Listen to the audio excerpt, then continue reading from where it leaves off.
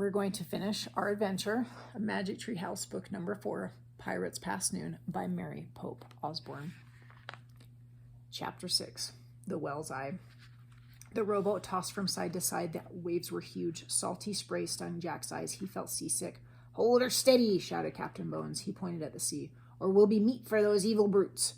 Dark fins cut through the water. Sharks. One zoomed right by the boat. Jack could have reached out and touched it. He shuddered. Soon the rowboat pulled alongside the ship. The air was filled with wild fiddle music, the bagpipes playing, and Jack heard jeers, shouts, and ugly laughter. "Hoist him aboard," Captain Bones shouted to his men. Annie and Jack were hauled into the deck. The ship creaked and moaned. It rolled from side to side. Ropes flapped and snapped in the wild wind. Everywhere they looked, Jack and Annie saw pirates. Some were dancing, some were drinking. Many were fighting with swords or with their fists.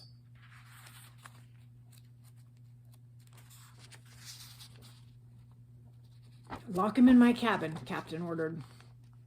A couple of pirates grabbed Jack and Annie and threw them in the ship's captain, then locked the door. The air inside the cabin was damp and sour-smelling. A shaft of gray light came through a small round window. "Oh, man," said Jack, "we've got to figure out how to get back to the island." "So we can get into the treehouse and go home," said Annie. "Right," said Jack. He suddenly felt tired. How would they ever get out of this mess? "We better examine the book," he said. He reached into his pack and pulled out the pirate book. He flipped through the pages. He looked for information to help them. "Look," he said. He found a picture of pirates burying a treasure chest. This might help. Together they read the words under the picture. Captain Kidd was a famous pirate. It is said that he buried a treasure chest on a deserted island. The chest was filled with gold and jewels. "Captain Kidd," said Jack.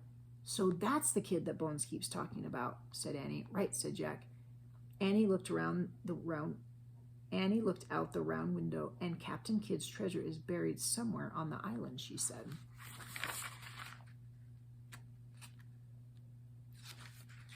Jack took out his notebook and pencil. He wrote, "Captain Kidd's treasure on island." "Jack," Annie said. "Shh, wait a minute," he said. I'm thinking." "Guess what I see," said Annie. "What?" asked Jack. He looked back at the book. "A well." "Neat," he said. Then he looked up. "A well? Did you say a well?" "A well, a huge well, as big as a football field." Jack jumped up and looked out the window with her. "Where?" Jack said. All he could see was the island and stormy waves and shark fins. "Where?" "There," said Annie. Where?" "There. The island is shaped like a giant well." "Oh, man," whispered Jack. Now he could see it. "See the well's back?" said Annie. "Yep." The slope of the island looked like the back of a well. "See his spout?" said Annie. "Yep." The palm tree that held the tree house looked like the spout of the well. "See his eye?" said Annie. "Yep." A big rock looked like the eye of the well. "The gold doth lie beneath the well's eye," whispered Jack. "Wow." "So the treasure must be under that rock," said Annie. "Right," said Jack.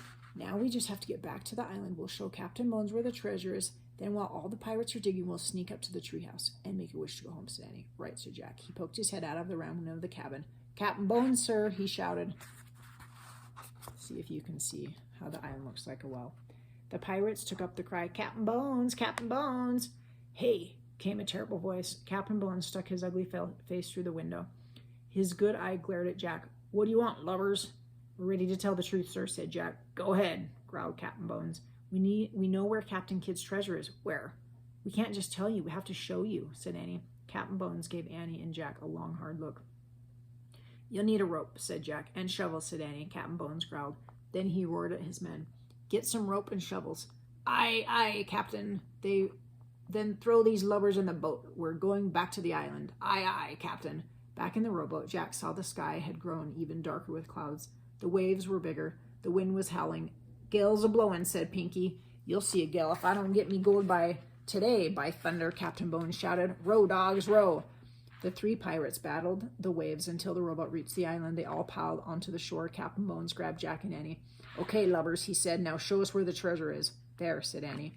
She pointed at the black rock near the tip of the island. "Under that rock," said Jack.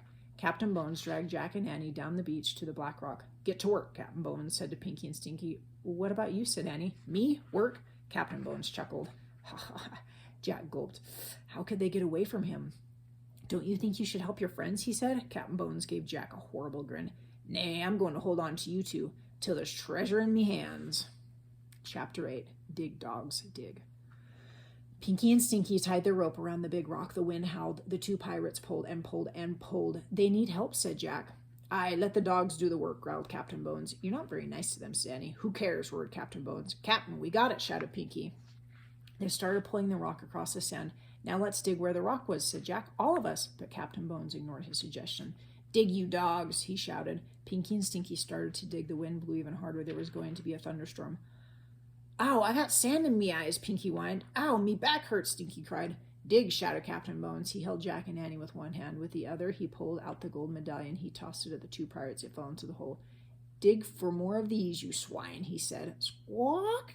Look, Annie said. Polly was back. She was circling above them. Go back, she squawked. Stinky and Pinky looked up at the pirate. They scowled. Dig, shouted Captain Bones. A big storm is coming, Captain, said Pinky.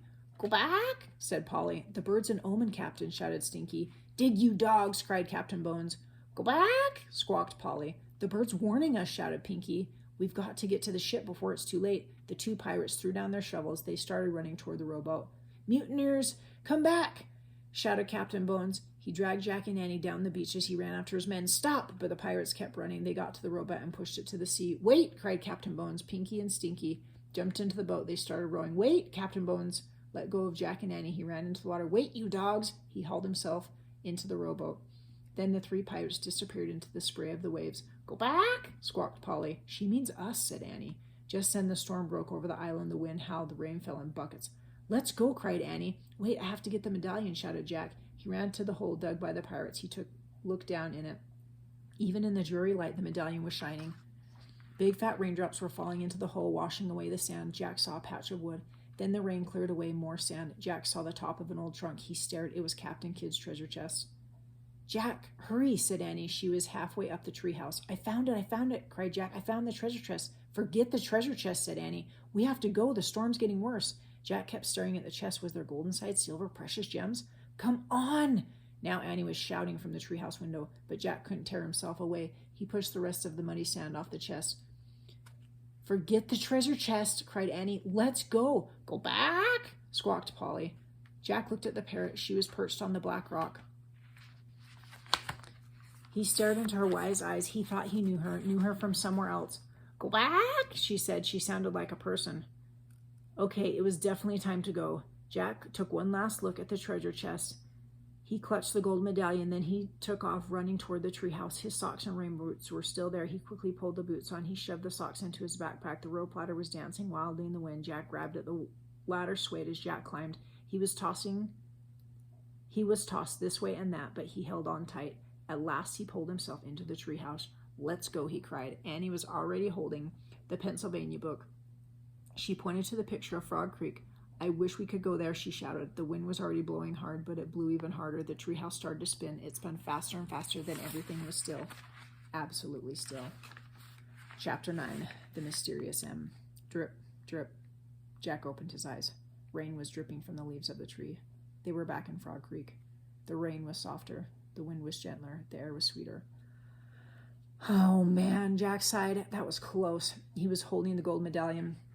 Polly's gone, said Annie sadly. I was hoping she might come back with us. No magic creature has ever come back with us, said Jack. He pulled off his backpack. It was damp with rain and salt water. Jack took out the pirate book. He put it on the stack of books, on top of the dinosaur book and the night book and the mummy book. Then Jack put the gold medallion beside the bookmark with the letter M. Next, he went down on his knees and ran his finger over the shimmering M on the floor. We didn't find any M's on this trip, he said. Or the M person, said Annie. Squawk! Polly! Annie cried. The parrot swooshed into the treehouse. She perched on the stack of books. Polly looked straight at Jack. What are you doing here? He asked her. Slowly, Polly raised her bright green wings. They grew bigger and bigger until they spread out like a huge green cape. Then, in a great swirl of colors, in a blur of feathers and light, in a flapping and screeching and stretching, a new being took shape. Polly was not a parrot any longer. In her place was an old woman, a beautiful old woman with long white hair and piercing eyes.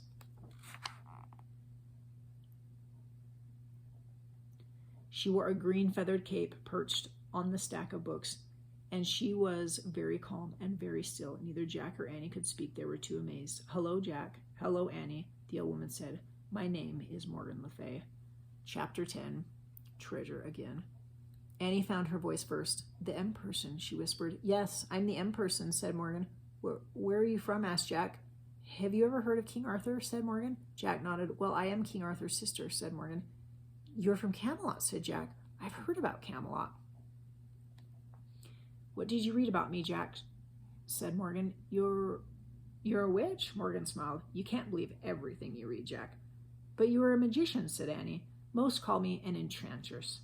But I am also a librarian, said Morgan. A librarian, said Annie. Yes, I've come to the 20th century, your time, to collect books. You are lucky to be born in a time with so many books. For the Camelot Library? Asked Jack. Precisely, said Morgan. I travel in this treehouse to collect words from many different places around the world and from many different time periods. Did you find these books here? Said Jack. Oh yes, many wonderful books. I want to borrow them for our scribes to copy. Did you put all the bookmarks in them? Said Jack. Yes, you see, I like the pictures in the books. Sometimes I want to visit the scenes in the pictures, so all the bookmarks mark places I wish to go. How do you get there? Asked Annie. I placed a spell in the treehouse, said Morgan. So when I point to a picture and make a wish, the treehouse takes me there. I think you dropped this in dinosaur times, said Jack. He handed the gold medallion to Morgan. Oh, thank you. I wondered where I'd lost it, she said. She put the medallion into a hidden pocket in her cape. So can anyone work the spell? Asked Annie. Anyone who tries it? Oh dear, no. Not just anybody, Morgan said. You two are the only ones besides me to do it. No one else has ever seen my treehouse before. Is it invisible? Asked Annie. Yes, said Morgan. I had no idea it would ever be discovered. But then you two came along. Somehow you hooked right onto my magic. How? Asked Jack. Well, for two reasons, I think, explained Morgan. First, Annie believes in magic. So she actually saw the treehouse, and her belief helped you to see it, Jack. Oh, man, said Jack. Then you picked up a book, Jack, and because you love books so much, you caused my magic spell to work. Wow, said Annie. You can't imagine my dismay when you started to take off for dinosaur times. I had to make a very quick decision, and I decided to come along. Oh, so you were you were the pterodon? Said Annie. Morgan smiled. And the cat and the knight and Polly? Said Annie. Yes, said Morgan softly. You were all those things to help us? Asked Jack. Yes, but I must go home now. The people in Camelot need my help. You are leaving? Whispered Jack. I'm afraid I must, said Morgan. She picked up Jack's backpack and handed it to him. Jack and Annie picked up their raincoats. It had stopped raining. You won't forget us, will you? Asked Annie as they put their raincoats on. Never, said Morgan. She smiled at both of them. You remind me too much of myself. You love the impossible, Annie. And you love knowledge, Jack. What better combination is there? Morgan Le Fay touched Annie's forehead gently, and then Jack's. She smiled. Goodbye, she said. Goodbye, said Jack and Annie. Annie left the treehouse first. Jack followed. They climbed down the rope ladder for the last time. They stood below the oak tree and looked up. Morgan was looking out the window. Her long white hair blew in the breeze. Suddenly, the wind began to blow. The leaves began to shake. A loud whistling sound filled the air. Jack covered his ears and squeezed his eyes shut. Then everything was still, absolutely still. Jack opened his eyes. The treehouse was gone, all gone, absolutely gone. Annie and Jack stood a moment staring up at the empty oak tree, listening to the silence. Annie sighed. Let's go, she said softly. Jack just nodded. He felt too sad to speak. As they started walking, he put his hands into his pockets. He felt something. Jack pulled out the gold medallion. Look, he said. How did? Annie smiled. Morgan must have put it there, she said. But how? Magic, said Annie. I think it means she'll be coming back. Jack smiled. He clutched the medallion as he and Annie took off through the wet, sunny woods. As they walked, the sun shined through the woods. All the wet leaves sparkled. Everything, in fact, was shining. Leaves, branches, puddles, bushes, grass, vines, wildflowers, all glittered like jewels, or gleamed like gold. Annie had been right, thought Jack. Forget the treasure chest. They had treasure at home, a ton of it, everywhere. That was a pretty fun adventure. It took a different turn at the end, right? So they got away from the pirates. What else happened in our book? The parrot helped them get away, and the storm, too, because the pirates were afraid that it was going to be a big storm and they would probably be unsafe. So they went back to the ship. So were Jack and Annie. That helped them get away safely, and they got to meet Morgan, the M person. That was exciting. I wonder if Morgan will come back. Do you think she will? Will there be more adventures in this series, or did we just get those few? What is your prediction? If you see more books, or if you've seen this series, then you already know. But until next time, have your adventure of your own.